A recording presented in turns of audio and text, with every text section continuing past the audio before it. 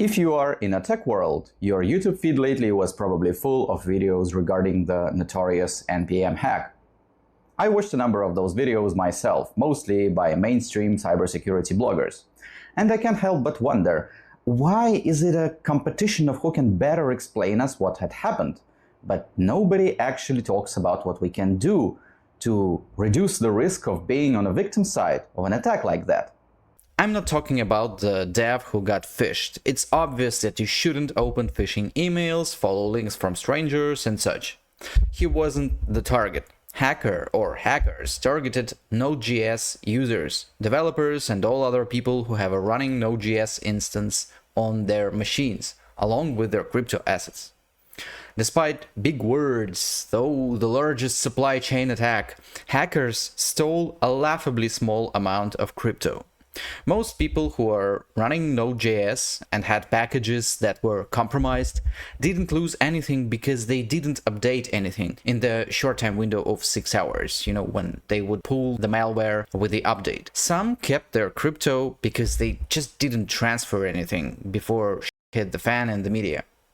I bet there are devs who got their systems infected, transferred crypto within those 6 hours, but didn't suffer any losses.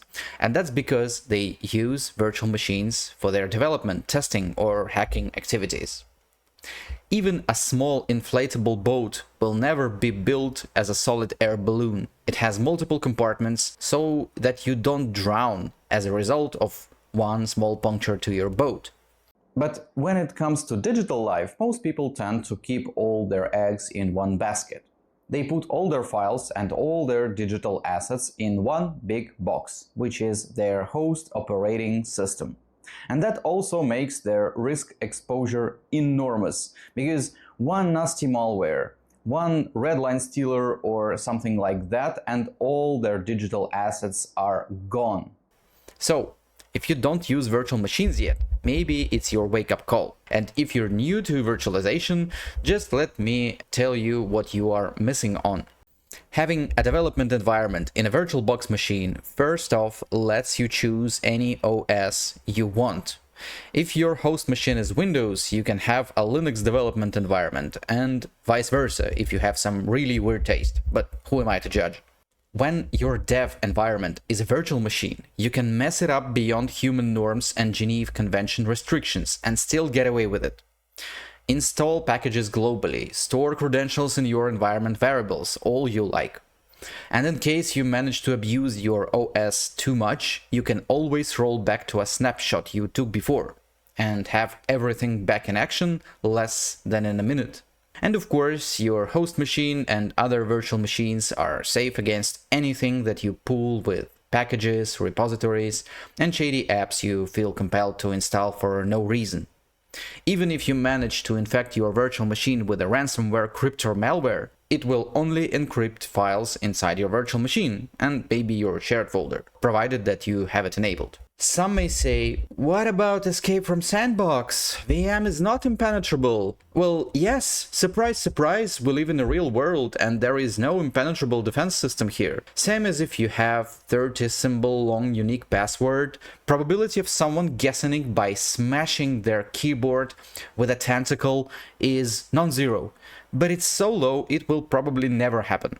Same goes for neat tricks that researchers showcase on conferences like Black Hat, when they manage to get a code execution from virtual machine on the host operating system.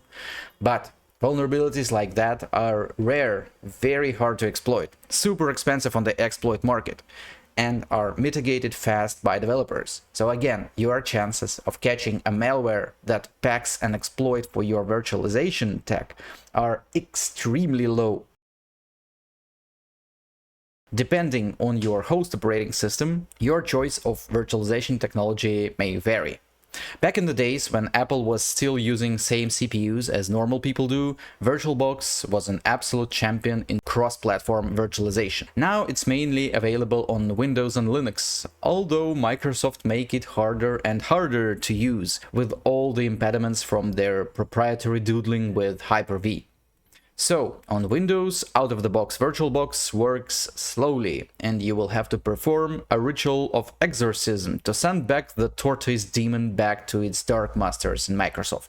In Linux, VirtualBox works just fine, and it's probably the best solution with graphical interface that allows you to set everything up. Closest competitor is VMware Player. It's also free, but interface is less customizable than in VirtualBox, and it leaks some host identifiers into the virtual machine, so people who also want to benefit from added privacy and anonymity virtualization gives you prefer to avoid VMware. Of course, there is native to Linux KVM QEMU with VM Manager. It's super fast in Linux because of kernel integration.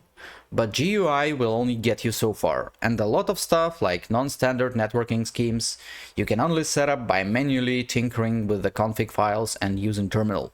For macOS users in 2025, there are two options: Parallels Desktop, which is paid, and VMware Fusion, which became free for non-commercial use. But given that you guys and gals pay triple for a fraction of what real PC can do, I suggest you also pay for Parallels instead of using freebie VMware. You know, just to keep the vibe of being on a paid subscription for life. By the way, I have nothing against Apple users, I just don't understand them. But it's probably mutual, so I will just go back to having no life using Linux. Stay safe, learn how to use virtual machines if you don't use them yet, and of course, like and subscribe to my channel if you like the things I do here.